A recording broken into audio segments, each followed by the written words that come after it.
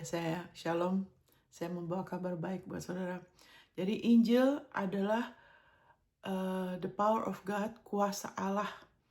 Ya, Injil adalah kuasa Allah, kekuatan Allah, ya, yang bisa menyelamatkan. Ya, bukan soal menyelamatkan dari neraka saja, tapi dari masalah kita.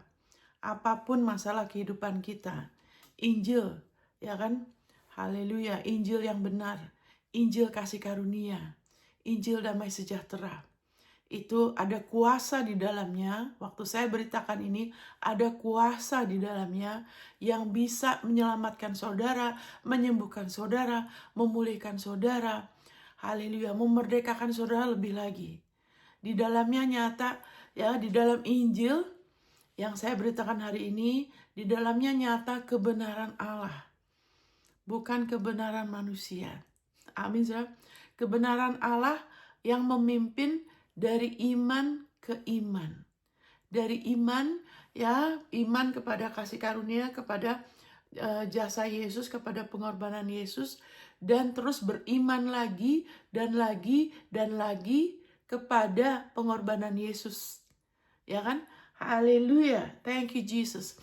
Seperti ada tertulis, ya, dikatakan di situ Roma 1:16-17, orang benar hidup oleh iman. Saudara yang sudah percaya Yesus, Alkitab menyebut saudara seorang benar. Saudara sudah lahir dari Allah. Haleluya. Haleluya. Dan saudara dan saya, kita hidup dari iman. Iman apa? Iman kepada kebenarannya Yesus. Haleluya. Thank you Jesus. Jadi baiklah kita beriman, bukan berasumsi. Ya kan? Kalau tidak dikatakan untuk kita berasumsi. Jadi kalau asumsi itu yaitu kita kalau kita dengar lagi firman diberitakan, asumsi akan begini. Oh, saya udah tahu kok. Saya sudah pernah dengar atau saya udah hafal. Saya udah dengar itu khotbah itu. Saya sudah hafal. Saya sudah pernah mengalami. Itu asumsi. Ya kan? Tapi kalau iman itu, ya, iman timbul dari pendengaran oleh firman Kristus. Berarti kita perlu dengar lagi. Sehingga iman kita disegarkan kembali.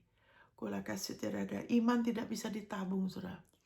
Sama seperti kita nggak bisa dapat energi, ya kan, dari makanan yang kita makan minggu lalu. Kita perlu makan lagi hari ini. Bahkan yang dari yang kemarin, ya kan, energinya udah sangat berkurang. Kita harus makan lagi. Amin, haleluya. Kenapa? Kita udah pernah mengalami, terus waktu kita mau percaya lagi, kok tidak mengalami lagi? Karena kita kemudian berasumsi kita udah pernah mengalami, ya kan? Kita pegang pengalaman kita lebih daripada kita segarkan iman kita. Ya kan, di dalam nama Yesus, biarlah saudara dibangun hari ini, dibangun kembali. Firman kasih karunia akan membangun saudara dan menolong saudara untuk menerima warisan saudara, ya. Amin. Thank you Jesus. Haleluya, puji Tuhan. Haleluya. Di sini hari ini judulnya di P3K itu kasih yang menggantikanmu. Ya. Saudara percaya, haleluya, ada kasih Allah yang menggantikan saudara sehingga saudara tidak lagi hidup seperti manusia biasa. Kita nggak lagi hidup seperti manusia biasa, ya, yang bisa menjadi korban segala macam yang terjadi di bumi, ya kan, seolah-olah itu semua kita bertahan aja, ya kan, nanti mengalami ini, mengalami itu, ya kan. Itu bukan begitu, karena kasihnya, ya kan, itu sudah menggantikan posisi kita sehingga kita tidak lagi hidup seperti manusia biasa. Amin, saudara. Thank you Jesus. Kita nggak lagi hidup sendirian. Amin, saudara. Kita nggak lagi hidup ditopang oleh kekuatan tangan kita, oleh kekuatan otak kita. Kita hidup oleh hidup yang baru. Haleluya. Thank you Lord Jesus. Haleluya. Jadi kita langsung aja di sini. Ada satu pergantian yang hebat, ya. Kalau saudara mau terbuka, saudara percaya, saudara akan melihat sesuatu yang lain, saudara akan mengalami terobosan. Amin, saudara. Saya baca langsung kasih yang menggantikan dari Efesus 2. Ya kan, ayat 1. Kamu dahulu sudah mati karena pelanggaran-pelanggaran dan dosa-dosamu. Kamu hidup di dalamnya karena kamu mengikuti jalan dunia ini. Ingat, dulu ya. Karena kamu mentaati penguasa kerajaan angkasa, yaitu roh yang sekarang sedang bekerja di antara orang-orang durhaka. Sebenarnya dahulu kamu juga terhitung di antara mereka. Ketika kami hidup di dalam hawa nafsu daging dan menuruti kehendak daging dan pikiran kami yang jahat. Pada dasarnya kami adalah orang-orang yang harus dimurkai. Sama seperti mereka yang lain. Tetapi, wow. Nah, tunggu dulu sebelum kita ke tetapi. Perhatikan firman-Nya, karena saat kita meneliti firman-Nya, Alkitab mengatakan teliti kenapa supaya kita tidak terbawa hanyut terbawa arus. Apalagi sekarang ini di akhir zaman ada penyesatan, ada banyak penipuan, ya kan, juga banyak berita-berita negatif, ya kan. Tapi dikatakan ini dahulu, itu dahulu. Itu saudara dan saya yang sebelum kita lahir baru, sebelum kita kenal Yesus, sebelum kasihnya menggantikan kita. Itu dulu. Biarlah perbarui pikiran saudara. Kita pegang, kita ingat itu dulu. Kalau saudara lihat foto saudara sebelum saudara terima Yesus, itu bukan lagi saudara yang sama. Amin, saudara. Haleluya. Haleluya. Itu dulu. Saudara sudah dianggap mati. Saudara tidak, Tuhan Yesus bilang kamu dari kegelapan. Pelita saudara belum nyala. Masih gelap. Ya kan? Makanya saudara kena tipu sama iblis. Dia adalah ilah dunia. Ya kan? Dia bisa leluasa. Ya kan? Naruh segala macam yang tidak baik. Itu yang saya alamin. Kemiskinan. Ya, perselisihan di dalam keluarga. Rasa tertekan sampai coba bunuh diri. Kenapa? Karena dahulu. Ya kan, dahulu itu ada yang berkuasa yang bisa seenaknya, ya kan, mencuri, membunuh, merusakkan. Tapi itu dahulu loh ya. Perhatikan dahulu. Amin, saudara. Dahulu kita hidup menuruti hawa nafsu. Ya kan, mungkin rajin. Tapi rajinnya untuk apa? Karena ada sesuatu kita mau dapat untuk memuaskan hawa nafsu. Itu dulu. Itu sudah lewat. Haleluya. Kita harusnya pada dasarnya kami ini dulu loh ya. Kami adalah orang-orang yang harus dimurkain. Dulu. Sama seperti mereka yang lain. Nah, sekarang penerapannya bagaimana? Kasih yang menggantikan. Ada satu pergantian. Supaya kalau saudara mulai sekarang, kalau saudara pakai waktu terima ini, saat saudara terima, sudah ada sesuatu yang terjadi. Saudara sedang dibangun.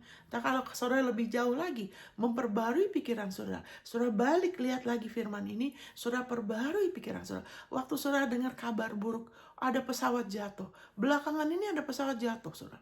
Pesawat ini jatuh, ntar ada yang tabrakan. Ntar di negara lain ada pesawat jatuh. Terus juga ada kebakaran. Ya kan, kebakaran berapa ratus rumah. Ya kan, ada ini, ada itu. Kalau saudara, kita perbarui pikiran kita. Ya kan, kalau kita dulu, kita bisa mengalami itu semua loh. Karena kita masih di bawah ilah dunia. Tapi sekarang, itu tidak sama, saudara. Amin. Kasihnya, ada satu pergantian. Kita tidak lagi hidup seperti orang kebanyakan. Itu dulu. Makanya Injil kabar baik. Nah, tetapi Allah yang kaya dengan rahmat, oleh karena kasihnya yang besar, yang dilimpahkannya kepada kita, wow, telah menghidupkan kita bersama-sama dengan Kristus. Kita bukan hanya dihidupkan sendiri, makanya waktu orang dibaptis, itu orang itu tidak berdiri sendiri kan. Orang itu diangkat dari air. Kenapa? Ada artinya. Makanya kenapa bukan dipercik. Yang dipercik itu orang yang sakit. Tapi kenapa dibaptis itu artinya diselamkan. Kenapa waktu dia masukin air, itu adalah gambaran kita tuh mati. Manusia lama kita yang bisa kena bencana, bisa mati setiap saat, ya kan, kena penyakit, kena yang tidak baik, kemiskinan, perselisihan, segala macam, ya kan, yang harusnya dimurkain karena hawa nafsu, ya kan, sampai bunuh-bunuhan. Itu semua waktu kita dibaptis, kita diselamkan, berarti apa? Kita mati. Kita sudah mati. Manusia lama kita sudah mati. Dan waktu kemudian dimasukkan ke air, kita dimasukkan ke air, kemudian kita diangkat dari air. Kita diangkat, ada yang angkat kita dari air. Kenapa? Kita dihidupkan bersama dengan Kristus. Sekarang saudara dan saya, kita nggak dihidupkan kembali sendirian. Kita tidak akan pernah sendirian selama-lamanya loh. Amin saudara. Kita sudah dihidupkan bersama-sama dengan Kristus. Kenapa? Bukan karena jerih payah kita, bukan karena jasa kita, bukan karena amal kita, tapi karena Allah yang kaya dengan rahmat, kasih yang menggantikan kita. Amin saudara. Yang dilimpahkannya kepada kita telah menghidupkan kita bersama-sama dengan Kristus. Saudara yang sering merasa ditinggalkan, sering merasa sendiri, itu perasaan saudara saja, itu tidak benar. Terima kebenarannya. Usir itu semua kebohongan iblis. Saudara tidak akan pernah sendirian selama-lamanya. Kenapa? Karena kita sudah jadi ciptaan baru, kita sudah dalam Kristus, Yesus itu kepala kita tubuh Kristus selama-lamanya loh saudara. Amin saudara, bukan part time. Selama-lamanya, ya kan? Telah menghidupkan kita bersama-sama dengan Kristus. Sekalipun kita telah mati oleh kesalahan kita. Tadinya mati, nggak punya pengharapan. Harusnya kena murka Allah terus. Ya kan, udah gitu, udah waktu hidup susah, ya kan, dijarah sama iblis. Kalau tidak terima Yesus, tidak jadi ciptaan baru, ya kan, waktu mati kena penghakiman. Tapi kita tidak begitu loh. Amin saudara. Dia telah menghidupkan kita bersama-sama dengan Kristus. Sekalipun kita telah. Ingat saudara, telah mati loh ya. Oleh kesalahan kita, oleh kasih karunia kamu diselamatkan. Dan di dalam Kristus Yesus, Ia telah membangkitkan kita juga dan memberikan tempat bersama-sama dengan Dia di surga. Saudara pegang teguh ini, saudara catat, saudara renungkan, bukan dihafal ya, tapi ditanam dalam diri saudara. Perbarui pikiran saudara. Karena ada anak-anak Tuhan yang kena tipu, bilangnya apa? Iya, kamu memang sudah diselamatkan, tapi mulai sekarang kalau kamu salah lagi, lupa ngakuin dosa, ya kamu kena murka Allah lagi. Nanti dia akan lempar kamu ke neraka lagi. Ini nggak sesuai firman. Kenapa ada yang kena? Tidak perhatikan firman. Pernah dengar, cuma dengar begitu aja, tidak meneliti, tidak pelihara. Perbarui pikiran kita, saudara. Kenapa? Karena kalau saudara dan saya, kita takut akan murka Allah. Takut itu akan membuka pintu buat musuh untuk mencuri, membunuh, merusakkan. Kasih yang sempurna melenyapkan ketakutan. Sebab ketakutan mengandung hukuman. Orang yang takut tidak sempurna di dalam kasih. Bukan sempurna di kelakuannya. Amin, saudara. Karena kita lagi bertumbuh. Anak kita kan lebih banyak bikin salah kan. Waktu kecil kan. Mungkin pernah rusakin apa, tumpahin apa. Lebih banyak salah kan. Iya kan? Tapi apakah kita terus pukulin dia? Apakah terus kita buang dia? Enggak, dia lagi bertumbuh. Dia anak kita loh. Amin, saudara. Kita mengasihi, kenapa? Karena dia anak kita. Kita juga begitu. Dulu kita dimurkain, sekarang tidak. Tidak mungkin. Telah, karena kita sudah mati bagi hukuman Allah. Makanya dikatakan di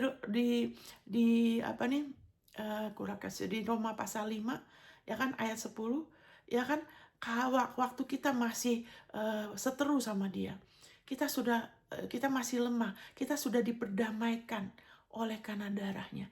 Apalagi sekarang kita pasti diselamatkan oleh hidupnya, kita diselamatkan pasti loh ya, Pasti saudara, diselamatkan dari murka Allah. Kenapa? Karena kita sudah mati. Yang dahulu untuk kita mati, haleluya, bukan hanya terhadap dosa, tapi juga terhadap ganjaran dosa. Sudah mati. Amin, kita nggak usah tanggung lagi. Kita baca baik-baik. Telah membangkitkan kita juga.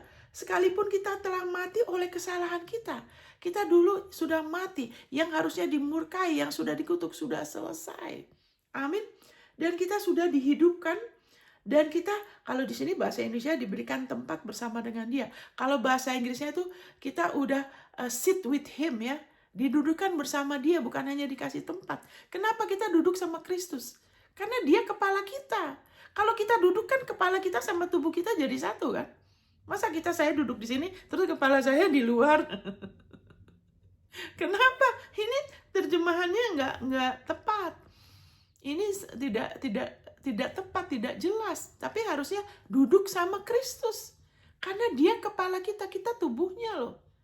Kenapa? Kita sekarang secara posisi di alam roh, secara otoritas, kita sudah duduk bersama dengan Kristus loh. Di sebelah kanan Bapa. Haleluya. Makanya sadar, saudara tuh imam dan raja.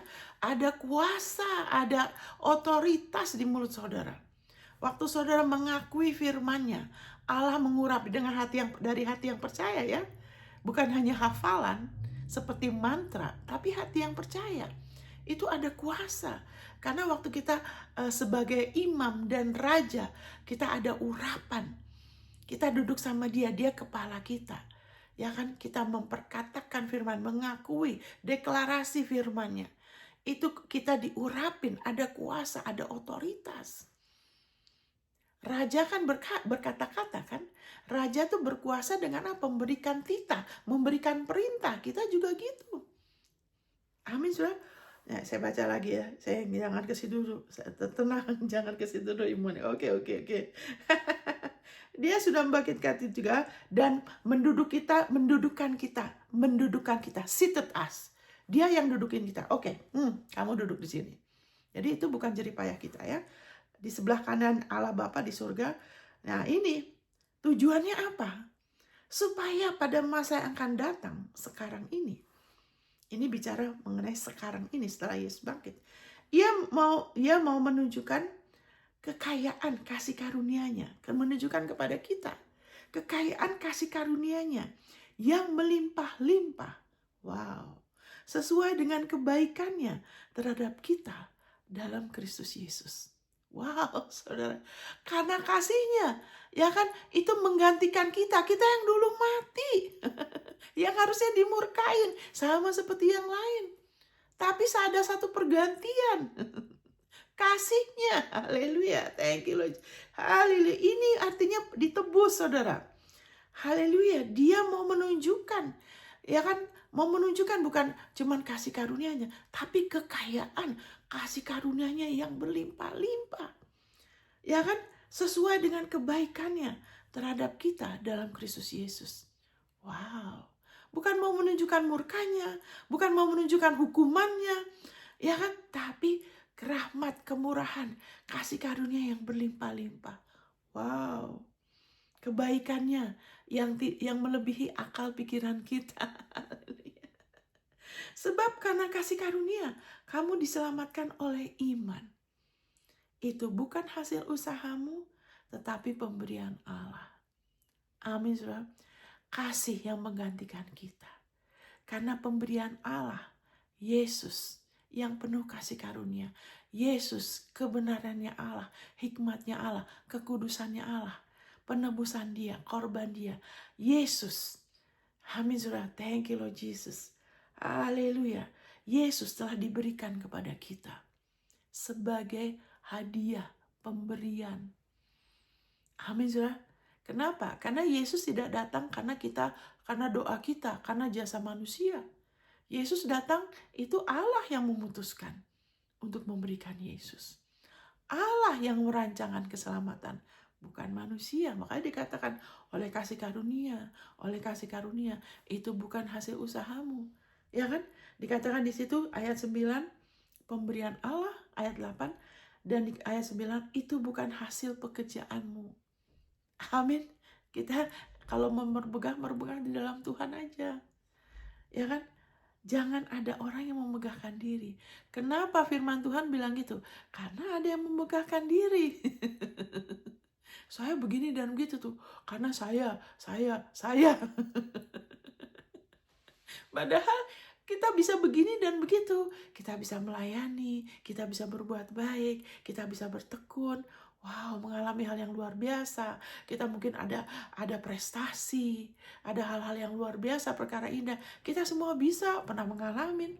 Kenapa? Itu adalah pemberian Allah karena Yesus. Kita nggak perlu memegahkan diri kita. Kita ganti sayanya dengan apa? Karena Yesus. Karena Yesus bilang, tanpa aku kamu gak bisa apa-apa. Makanya 1 Korintus 1 ayat 31, barang siapa mau bermegah di dalam Tuhan. Saya gini nih, karena Tuhan loh, Tuhan begini-begini, makanya saya jadi begini. Amin, haleluya. Ayo kita bertekun terus, karena Dia kekuatan kita. Dia yang kasih kita kekuatan, Dia yang mengurapi kita. Amin. Thank you Jesus. Jadi kita nggak perlu memegahkan diri. Amin, saudara. Haleluya. Karena kita ini buatan Allah. Ya kan? Diciptakan dalam Kristus Yesus untuk melakukan pekerjaan baik yang dipersiapkan Allah sebelumnya. Ia mau supaya kita hidup di dalamnya. Ya, saudara, ini ada urutannya. Ya, kadang orang mau langsung loncat ke ayat 10. Mau langsung, begitu lahir baru, langsung didorong ke pelayanan. Ini ada langkahnya. Ya kan, sama seperti anak kita waktu masih kecil. Perlu terus dikasih makan kan. Dididik, dikasih makan. Sehingga dia dari situ dia bisa bertumbuh. Amin, saudara. Dia bisa bertumbuh. Dia mulai lebih lagi mengembangkan dirinya sebagai orang ya. Yang tadinya mungkin badannya kecil, tadinya mungkin banyak tidak mengerti, banyak kekeliruan, kesalahan.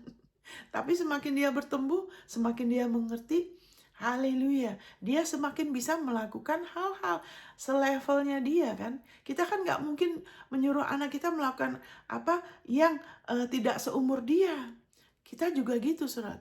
Allah tidak akan menyuruh kita melakukan hal-hal yang kita belum mampu. Amin. Kita harusnya orang yang lahir baru itu, kita harusnya mengarahkan mereka kepada Kristus, kepada jati diri mereka yang baru. Karena ini ada urutannya untuk kasih tahu, kamu bukan lagi manusia yang sama. Kamu bukan lagi yang dulu ya. Jadi jangan usah takut. Karena sekarang kamu sudah jadi satu sama Kristus. Kalau dengar berita-berita mengenai bencana, kamu bukan lagi orang biasa. Kamu berhak untuk berdiri atas firman, menolak itu. Segala senjata yang ditempa melawan saya tidak akan berhasil. Amin. Kalau ada bencana alam, bencana apa, itu juga yang saya alamin. Amin. Allah sudah tahu. Dia akan kasih tahu kenapa. Bukan karena kehebatan. Karena Allah tidak pandang rupa. Kenapa? Yang lain mengalami, kok kita bisa mengalami seperti dikatakan 1.000 sebelah kiri kita, 10.000 kita nggak ngalamin, kok bisa? Bukan karena kehebatan kita, kelayakan kita sendiri, tapi kenapa? Karena Kristus, karena kita sudah dijadikan satu sama Kristus. Amin. Kasih Dia membuat kita berganti tempat. Kita bukan lagi orang biasa. Orang suka ngomong, kita kan cuma manusia. Betul, manusia, tapi kita bukan manusia biasa. Kita ini ciptaan baru. Kita anak Allah. Dari luar sepertinya biasa, dalam kita beda. Dan dalam kita ini ada roh yang lebih besar dari roh-roh di dunia ini. Roh Kudus, ciptaan baru kita, lebih besar dari roh-roh di dunia ini. Itu sebabnya kita nggak usah hidup dalam ketakutan, dalam kekurangan, dalam kemiskinan. Ya kan, dikuasai berbagai hawa nafsu. Kita nggak usah. Kenapa? Karena segala berkat Allah tuh di dalam Kristus, ya dan amin. Amin, saudara. Kalau kita punya supermarket, ya kan, kita kan, dan di supermarket itu semua udah ada, wah, buah-buahan, semua yang kita butuhkan. Apakah kita mau mencuri? Nggak perlu kan? Kita ambil aja yang kita perlu dengan iman. Amin, saudara? Ya, itu kita jangan ke situ dulu deh. Nah, oke. Jadi kita tahu kasih yang menggantikan. Kita lihat lagi dari posisi ini, ya kan? Karena dikatakan di sini disebut 2 kali, oleh kasih karunia. Oleh kasih karunia dengan iman. Sekarang kita melihat kasih yang menggantikan kita. Karena harusnya kita harus tahu ada satu pergantian dahsyat waktu kita menerima Yesus, mengaku Yesus sebagai Tuhan secara pribadi. Kasihnya Dia menggantikan kita. Nah, kita lihat di sini. Ya kan, kita lihat di sini dari 2 Korintus. Thank you Lord Jesus. Karena kita harus tahu ini pergantian yang dahsyat. Dan ini menjadikan saudara merdeka dari ketakutan. Thank you Lord Jesus. Thank you Lord. Saudara dimerdekakan dari ketakutan, dari bencana, dari terus-menerus rasa tertekan, dari perbuatan daging. Saudara semakin dibukakan, saudara akan dimerdekakan dari kebiasaan iri, suka bersaing. Dalam tubuh Kristus pelayanan juga bersaing. Ini mau bersaing, berkat juga mau bersaing, iman jadi persaingan. Tidak perlu. Biarlah kita dimerdekakan. Sehingga kita hidup dalam damai. Amin. Thank you Lord Jesus. Haleluya. Thank you Lord Jesus. Haleluya. Ini saya bacakan dari 2 Korintus 5 ayat 21. Kasih yang menggantikan. Ya kan? Kiraku saudara. Dia ayat 21. Dia yang tidak mengenal dosa. Ini bicara mengenai Yesus. Telah dibuatnya menjadi dosa. Karena kita.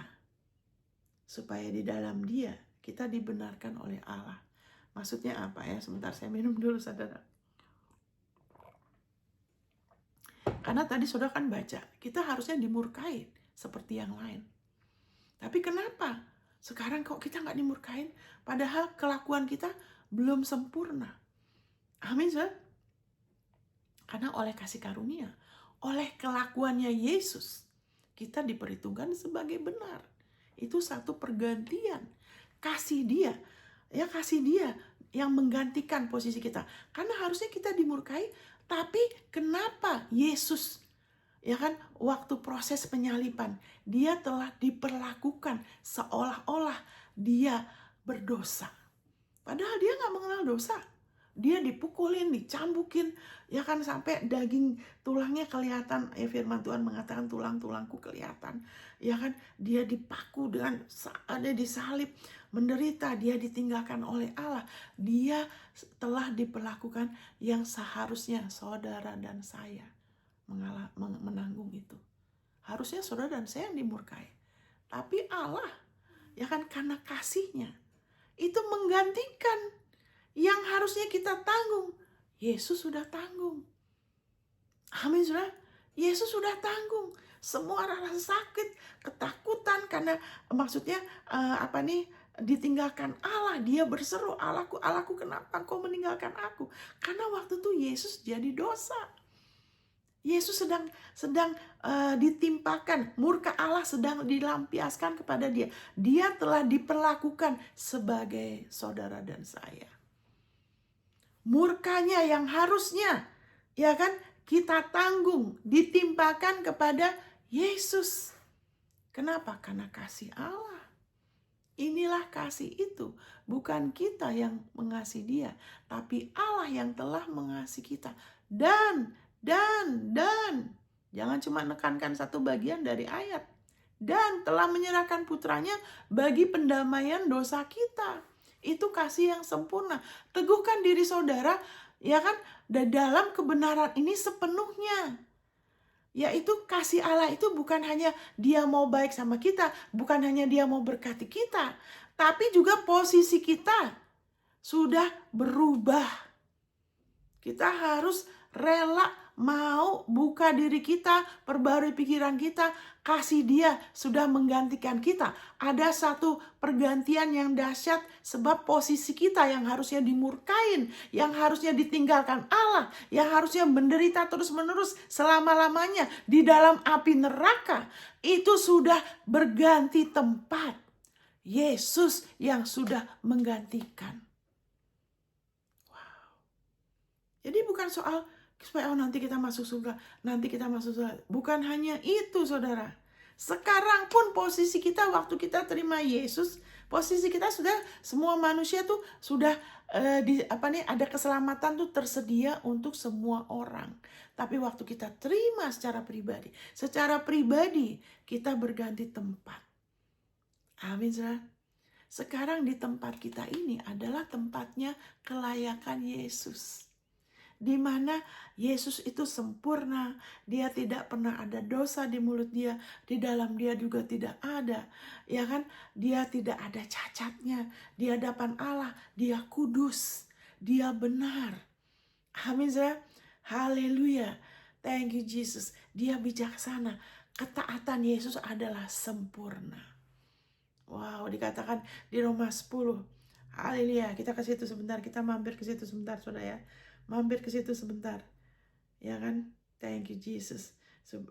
Dan saudara nanti balik lagi karena ini dahsyat, ya kan? Supaya saudara jangan cuma bilang, Ibu Monica bilang begitu. Ini bukan saya, oke? Ini bukan opini saya. Firman-Nya ayat 4, Roma 10 ayat 4. Sebab Kristus adalah kegenapan hukum Taurat. Kegenapan hukum Taurat. Hukum Taurat tidak bisa dibatalkan. Ya, amin. Hukum Taurat itu adalah standar kekudusan kebenaran Allah yang tidak bisa diganggu gugat, dan itu adalah standar itu adalah kekal. Itu sebabnya tidak bisa satu titik pun dirubah-rubah. Karena ada yang sudah berusaha rubah. Orang Farisi, ahli Taurat, coba rubah hukum Taurat.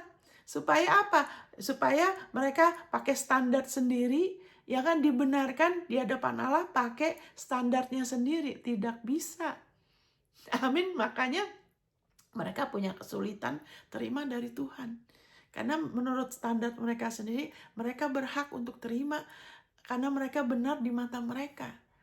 Tapi Yesus bilang apa? Kamu seperti kuburan, dari luar putih, dalamnya penuh tulang belulang. Yang bisa beresin dalamnya kita, yang bisa bikin kita jadi ciptaan baru, yang bisa bikin kita jadi orang benar, itu bukan diri kita.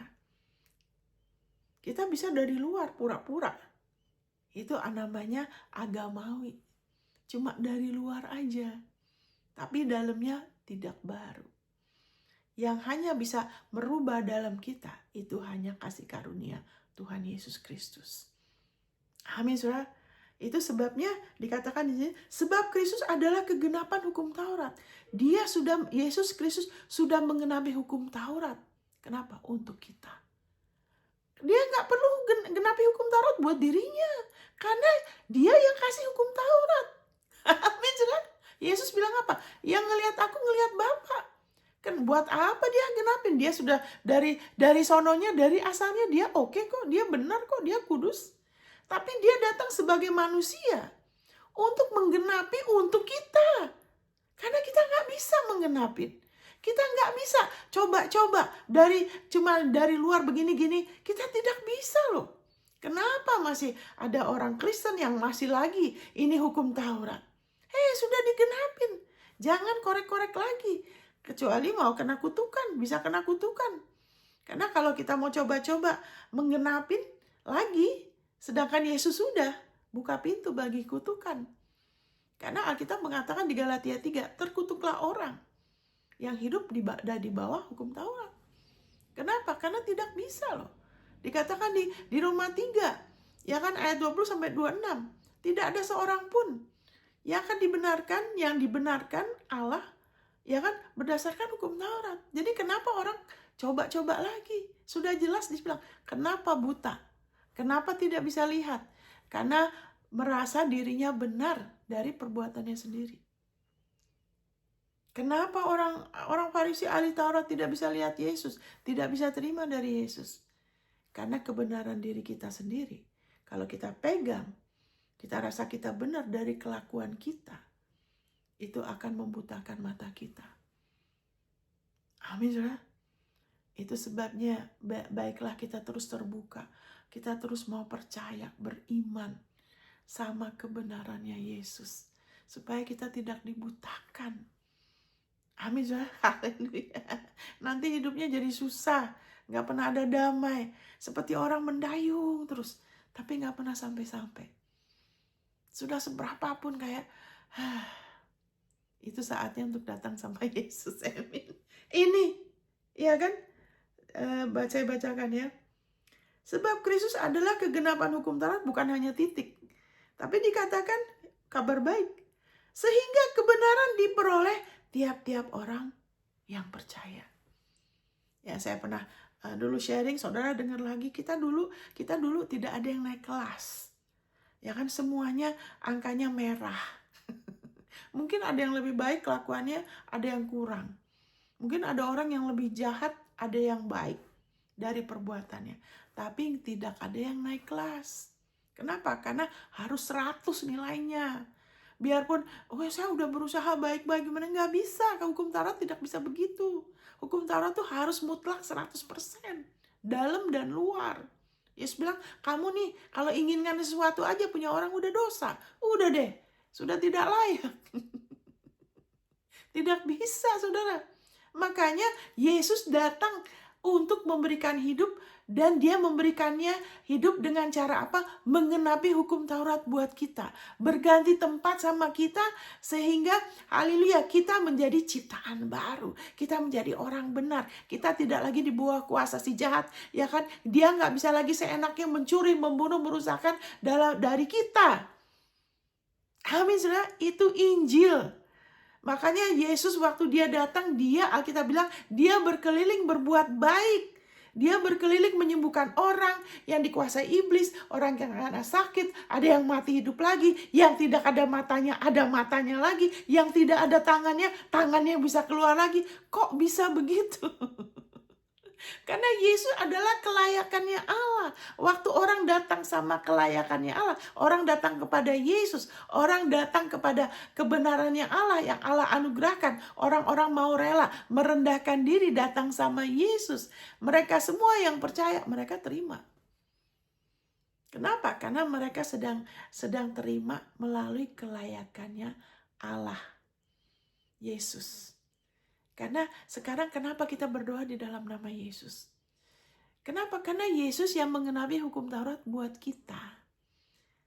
Ya kan? Jadi kita harus mengerti waktu kita berdoa di dalam nama Yesus, kita sedang berdoa karena kelayakannya Yesus. Jadi kenapa kalau berdoa menyinggung-nyinggung perbuatan kita? Seolah-olah kelayakannya Yesus belum cukup. Tuhan kan kok tahu gini, saya kan gini-gini. Tidak perlu disinggung. Karena Tuhan, haleluya, yang laku di hadapan Tuhan itu cuma kebenarannya Yesus. Karena yang mengenapi hukum Taurat itu bukan saudara dan saya, Yesus. Amin. Jadi kita, baiklah kita sadar kalau datang sama dia, Yesus bilang firmanku harus di dalam kamu. Sehingga kita tidak datang dengan kesadaran kelayakan kita sendiri. Seolah-olah Yesus belum mengenapi hukum Taurat buat kita. Makanya pakai waktu, perbarui pikiran kita. Kita perlu rela merendahkan diri kita, bahwa kita masih perlu berubah, kita masih perlu bertumbuh. Karena harusnya kuknya dia mudah, bebannya ringan. Kalau kita mau belajar dari dia, harusnya jiwa kita lebih ada kelegaan, harusnya lebih gampang terima dari Tuhan. Kadang-kadang gak sampai minta, datang. Bisa kaget sendiri, wah baru mikir. Wow. Itulah kalau kita terus belajar kan Yesus. Jadi ada sukacita, ada damai. Kita nggak lagi berusaha pakai bersaing ini, bersaing itu, ya kan? Siapa yang paling diberkati? Siapa yang paling hebat pelayanannya? Siapa yang paling hebat? Wah, worship lead. Wah, gini. Terus membanding-bandingkan. Kita dimerdekakan dari itu semua. Yesus tidak begitu. Jadi Yesus mengenapi hukum Taurat supaya kebenaran diperoleh saudara. Saudara sudah punya kebenaran itu. Saudara punya akses kepada kekayaan kasih karunia. Kenapa? Karena saudara sudah menjadi satu dengan Yesus. Kita sudah dihidupkan bersama dengan dia. Kita nggak lagi sendiri. Selamanya kita adalah tubuhnya. Lebih sadar Yesus bikin apa daripada kebutuhan kita. Lebih sadar Yesus bikin apa dari perbuatan orang. Kenapa orang masih, waduh orang itu pintar sekali, wah dia dahsyat sekali. Ya, tapi tidak sedahsyat Yesus. Amin, saudara. Orang itu hebat sekali, dia kaya sekali, tapi tidak sekaya Yesus. Kalau kita makin melihat kemuliaannya Yesus, karyanya dia, di mana kasih dia yang telah menggantikan kita. Kita akan lebih kagum sama dia daripada sama manusia. Amin, saudara. Haleluya. Jadi puji Tuhan, Yesus yang mengenapi hukum Taurat, kasih yang menggantikan. Dia tahu, Allah tahu tidak ada yang bisa dibenarkan. Itu sebabnya 2000 tahun orang Israel terus coba, ya kan, coba persembahkan binatang, darah binatang terus menerus. Kadang oke, kadang enggak. Masih dikuasai dosa seperti Daud. Masih padahal sudah dekat sama Tuhan, dikuasai dosa, terus dia nggak sadar sampai harus nabi ingetin dia, kamu tuh udah yang begini, kamu bunuh si Uria gini. Kenapa dia nggak sadar? Kenapa Daud masih dikuasai dosa padahal dekat sama Tuhan? Karena dia belum lahir baru. Nomor satu, dia belum lahir baru. Dia di bawah hukum Taurat. Kita tidak lagi di bawah hukum Taurat. Karena kasih dia yang menggantikan kita. Yang sudah menggenapi hukum Taurat untuk kita. Sehingga dosa tidak lagi berkuasa. Kalau kita tahu kita siapa.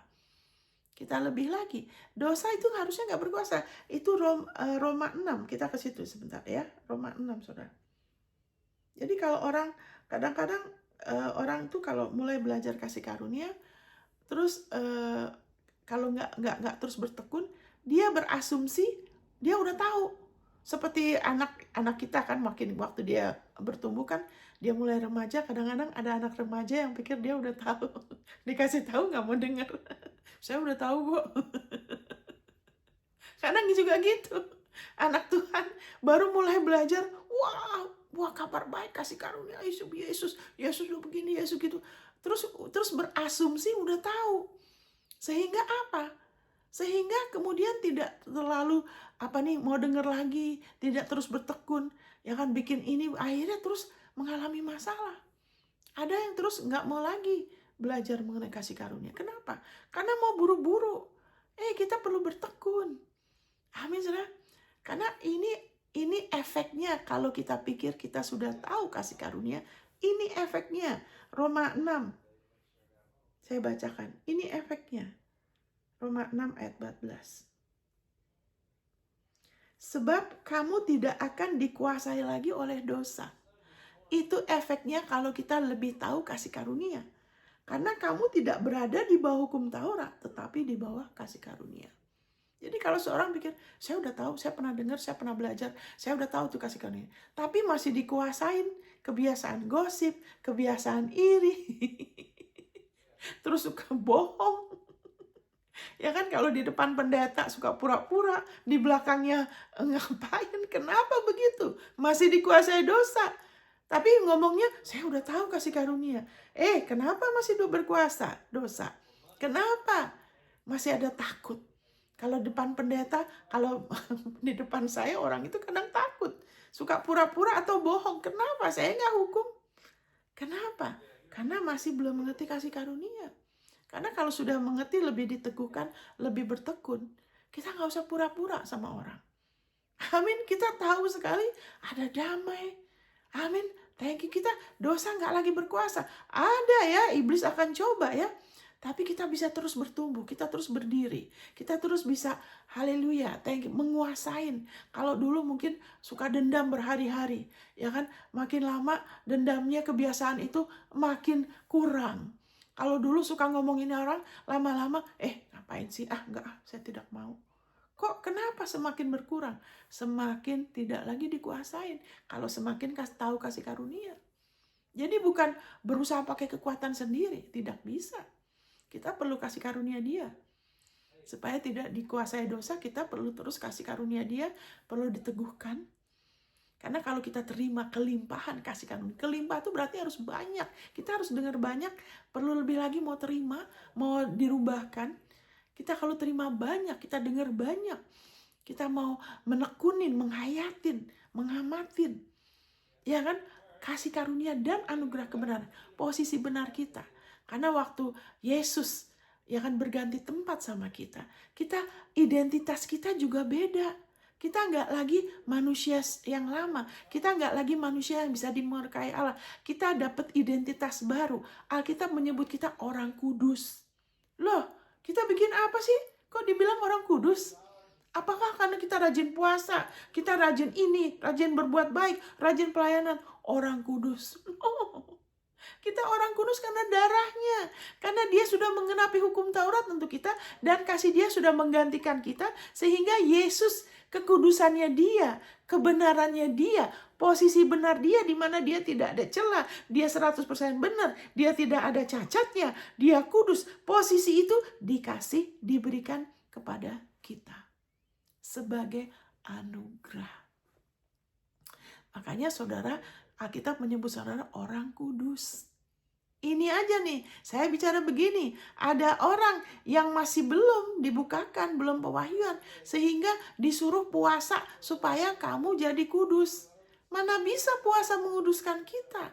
Itu kalau kita nggak makan, kita itu cuma dari luar. Puasa itu nolong kita, supaya kita mungkin lebih fokus.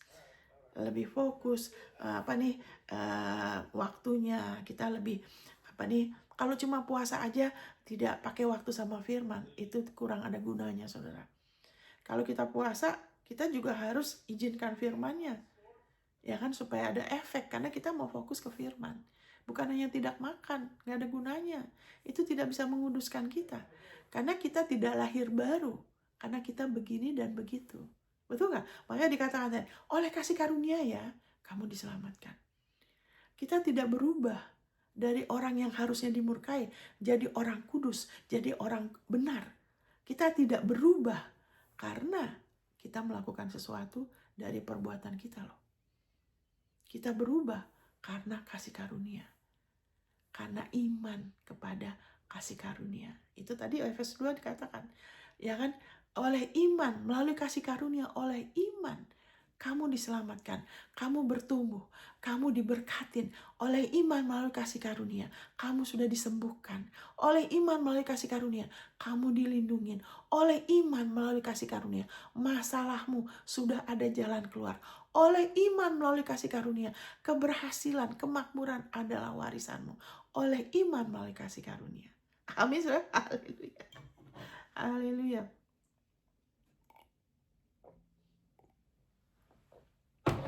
Wah, saya nggak mau lebih 1 jam ya. Jadi ini tandanya, karena saya mulai ngajarkan kasih karunia, saya lihat ada beberapa orang yang kemudian punya berasumsi sudah tahu, tapi masih belum berkuasa atas dosa. Ya kan? Jadi itu sebabnya bentar.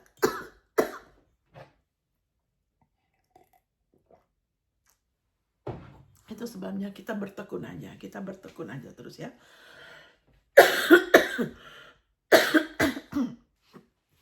Nah, kalau kita terima kelimpahan, kita akan berkuasa dan memerintah bersama Tuhan. Amin. Bentar.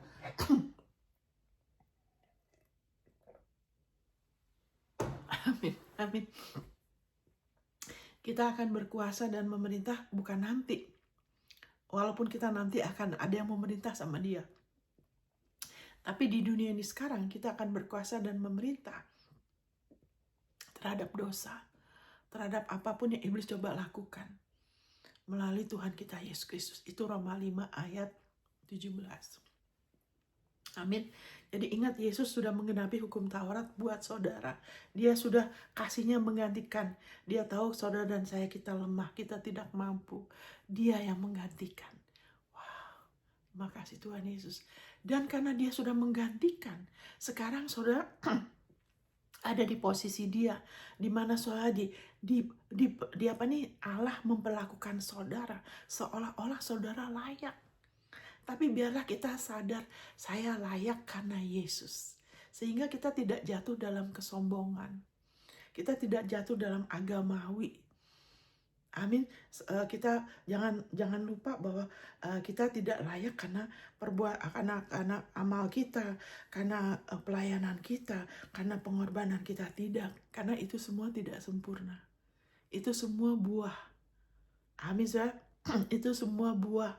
Ada upah kekal itu penting untuk memuliakan Tuhan, bukan memuliakan kita. Bukan memuliakan kita loh, memuliakan Tuhan. Amin. Pelayanan kita, amal kita, perbuatan baik kita itu bukan yang menunjukkan bukan oke-nya kita di hadapan Allah. Itu untuk memuliakan Dia, bukan untuk memuliakan kita. Karena kita sudah jadi satu sama Kristus. Allah sudah memuliakan kita di dalam Kristus. Kita nggak usah meninggikan diri kita sendiri. Alkitab bilang, tunduklah kepada Allah, lawanlah iblis. Allah memberi kasih karunia kepada orang yang rendah hati, ya kan? Tunduklah kepada Allah, tundukkan dirimu di bawah tangan Tuhan yang kuat supaya Dia meninggikan engkau pada waktunya. Allah mau kita ditinggikan, tapi Dia tidak mau kita ditinggikan oleh kekuatan kita sendiri. Dia tidak mau kita meninggikan diri kita, meninggikan pelayanan kita, perbuatan. Jangan. Karena maksudnya bukan jangannya, tidak perlu. Malahan nanti bisa jatuh. Karena itu kemudian Allah menentang yang congkak. Kalau kita mau meninggikan perbuatan kita, jasa kita, pelayanan kita, apapun juga keberhasilan kita, kita mau meninggikan diri kita, pakai kekuatan kita sendiri untuk kita berhasil, untuk kita begini dan begitu, malahan jatuh dari kasih karunia. Nanti Allah menentang kita loh. Repot itu. Kalau orang menentang sehingga mungkin masih mending. Kalau Allah yang menentang kita, kita repot. Amin, saudara. Kita butuh Dia loh. Dia yang meninggikan karena Dia yang paling tahu. Amin, saudara. Ini cuma sendiri. Belok sedikit. Jadi ingat, haleluya. Tadi kita balik lagi ke 2 Korintus 5. Thank you. Saya cuma mau bacakan sedikit ayat itu sebelum kita tutup ke Yesaya ya. 2 Korintus 5 ayat 2. Kita baca dari ayat 20. Jadi kami ini adalah utusan-utusan Kristus, seakan-akan Allah menasihati kamu dengan perantaran kami. Dalam nama Kristus kami meminta kepadamu, berilah dirimu didamaikan dengan Allah. Beri diri saudara. Allah tidak akan paksa saudara. Kita yang harus memberi diri kita terus-menerus. Kita harus ingatkan diri kita, saya sudah diperdamaikan dengan Allah karena Kristus. Yesus adalah kebenaran saya. Saya sudah dilayakkan karena darahnya. Kita yang beri diri kita, karena Dia nggak akan paksa kita. Nah, makanya dikatakan di ayat 21, Dia yang tidak mengenal dosa telah dibuatnya menjadi dosa karena kita, supaya dalam Dia kita dibenarkan oleh Allah. Jadi di dalam Kristus, saudara sudah dipakaikan Kristus, saudara sudah dilayakkan. Segala janji-janji Allah di dalam Kristus adalah ya dan amin. Jadi kita perbarui pikiran kita buang ini segala macam pendapat, asumsi. Karena orang berasumsi kalau belum ada terobosan, belum kesembuhan, terus berasumsi dari luar. Oh, berarti Tuhan masih belum sembuhkan, Tuhan masih belum berkenan, ya kan? Tuhan masih belum mau kamu berhasil. Itu asumsi, karena tidak berpatokan pada firman. Firman bilang apa? Kita orang benar, kita hidup oleh iman. Apa dasar firmannya? Allah sudah menaruh segala kutukan penyakit pada Yesus, bukan Dia. Alkitab mengatakan di Mazmur 84 bahwa Dia tidak menahan kebaikan bagi orang yang tidak bercela. Itu tidak bercela, Bu Monica. Saya kan betul dari kelakuanmu, saudara ada cela loh. Saya ada cela. Tidak ada yang tidak ada cela. Makanya Allah kasih Yesus. Kenapa? Tapi di sini dikatakan tidak bercela. Kenapa kita nggak bercela di hadapan Allah? Karena kita dibenarkan di dalam Yesus. Kita sudah diperhitungkan sebagai layak karena Yesus, bukan karena kelakuan kita. Makin banyak kita terima dari Allah, itu akan lebih lagi menjadikan kita mengasihi Dia dengan tulus. Kita harus rela menerima. Amin, saudara. Thank you Lord Jesus. Jadi saya langsung aja, ya kan? Jadi kita lihat tadi, kasih-Nya sudah menggantikan kita, di mana kita tidak lagi diperhitungkan sebagai orang berdosa, itu dulu, tapi sekarang kita diperhitungkan sebagai orang benar oleh kebenaran Yesus. Dan di posisi ini, kasih karunia Allah, berkat-berkat Allah di dalam Kristus adalah ya dan amin. Saudara berhak atas semua janji Allah, termasuk yang di perjanjian lama loh. Amin, saudara. Itu semua karena Yesus, oke? Jadi menggantikan, dia kasihnya sudah menggantikan kita. Yesus sudah dimurkai oleh Allah. Dia sudah ditinggalkan. Sekarang karena sudah berganti tempat sama kita, kita terima dia sebagai kelayakan kita, sebagai Tuhan kita. Sekarang Allah tidak akan pernah meninggalkan kita lagi.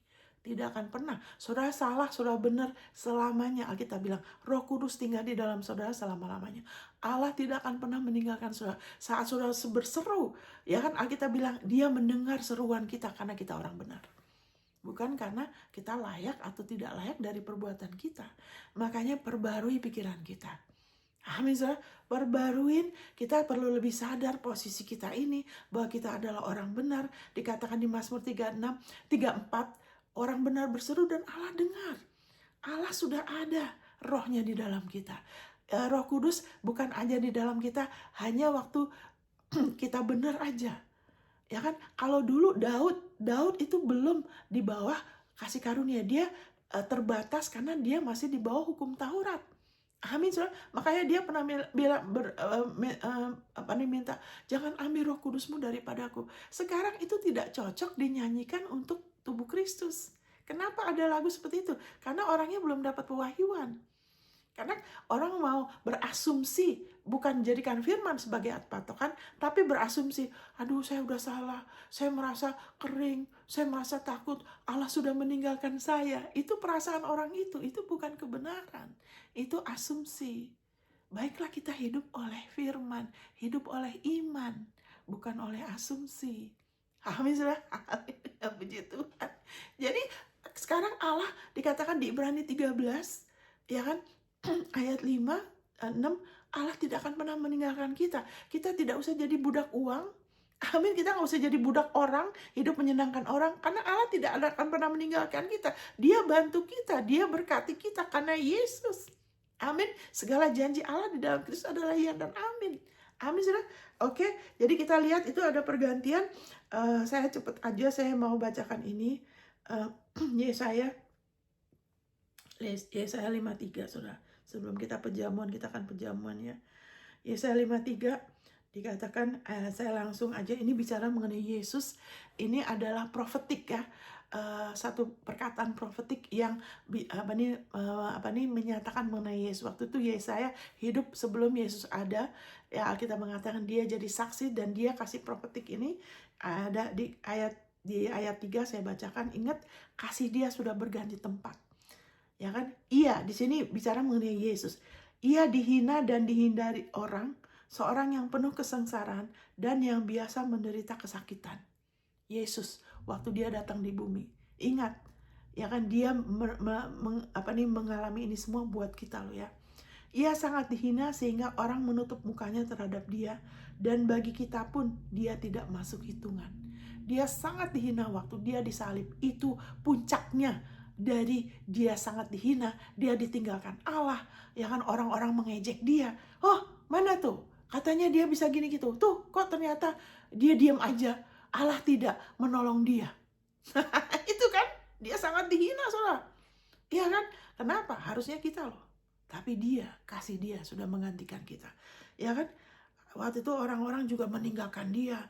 Orang-orang mengkhianati dia. Ada yang mengkhianatinya, bukan orang-orang. Ada yang mengkhianati dia, Yudas. Amin, saudara. Dia dikecam. Ya kan? Dia dikaplokin, dia diludahin. Untuk saudara dan saya, sehingga kita nggak usah menanggung malu dalam hidup kita. Amin, saudara. Haleluya. Ayat 4, tetapi sesungguhnya penyakit kitalah yang ditanggungnya, dan kesengsaraan kita yang dipikulnya.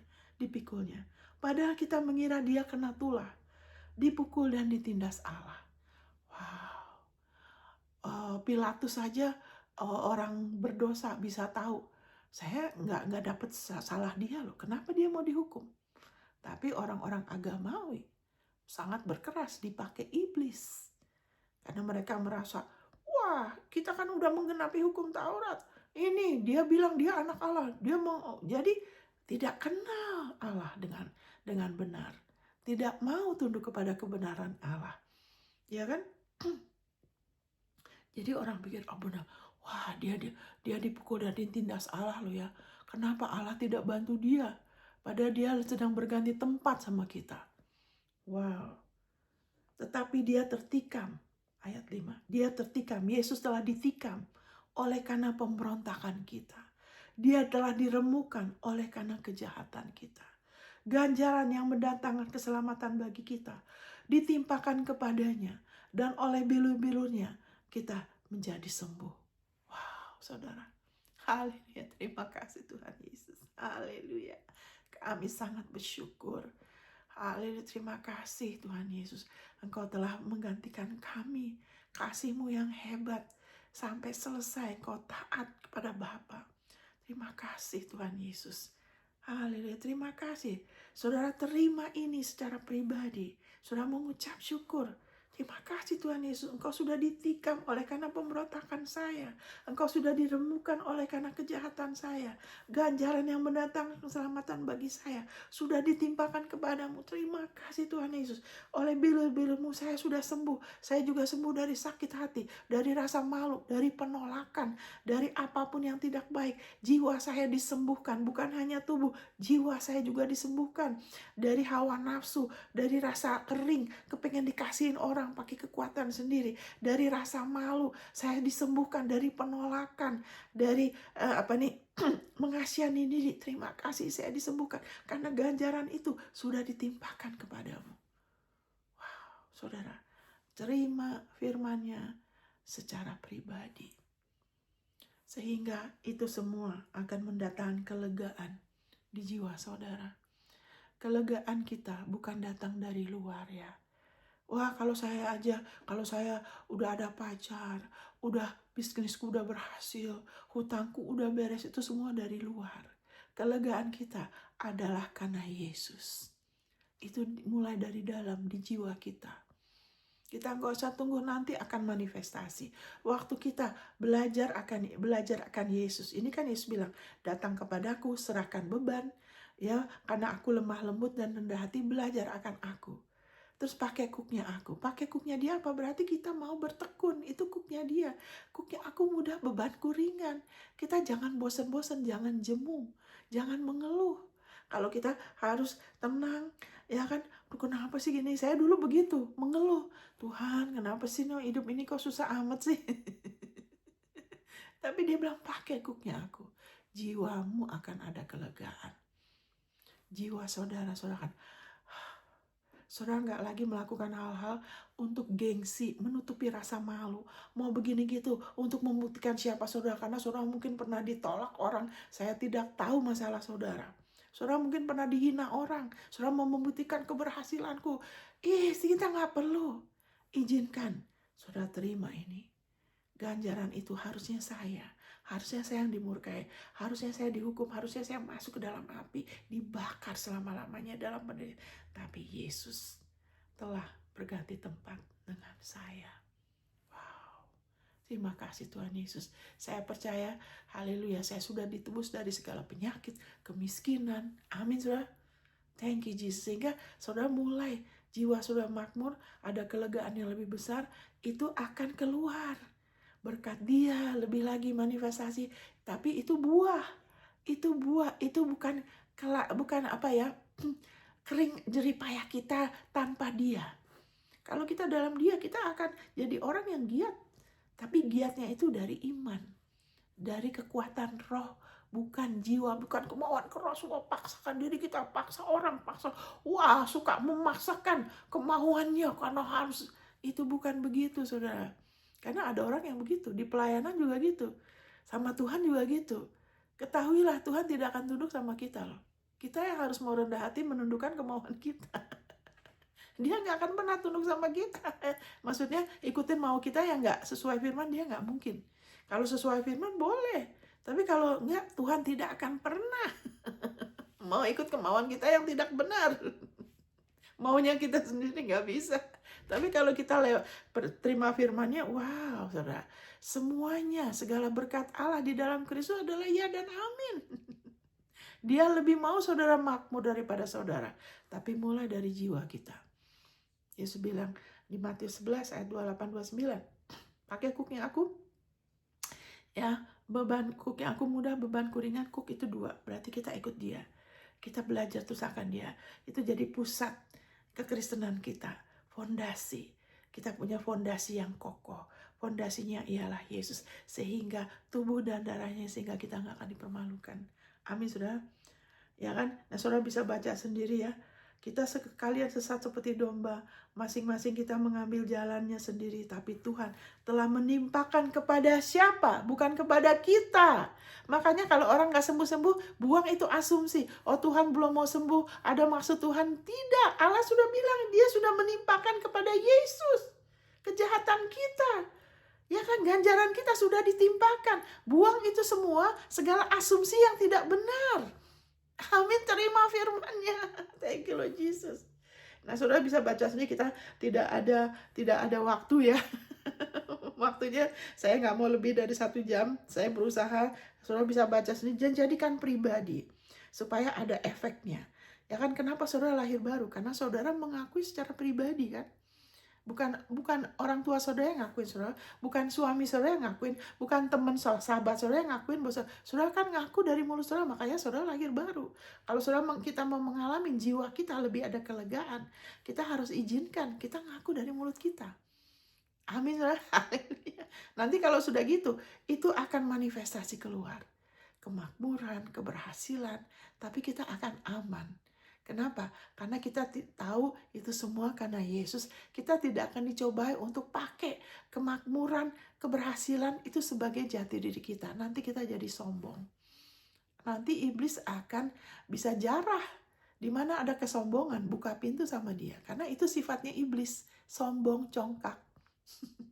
Dia rasa dia mampu, dia rasa dia yang mau jadi pusat. Ya kan? Kita nggak mau diri kita yang jadi pusat seperti dia. No. Amin, saudara. Kita mau Yesus. Amin, karena semuanya karena Yesus. Haleluya. Jadi karena Yesus. Makanya anak-anak juga gitu. Saya kalau ingatkan anak-anak, kamu bisa, kamu ini karena Yesus. Amin, saudara. Ini udah mati. Ada yang mau masuk, udah selesai. Udah selesai. Oke, kita langsung aja perjamuan kudus karena ada yang mau masuk tadi ya. Saya nggak tahu, mungkin udah habis 1 jam. Kita mau ingat Yesus. Tuhan memberkati, saudara renungkan firman-Nya. Semuanya akan dijadikan baik. Saudara akan mengalami kelegaan yang lebih besar dalam nama Yesus.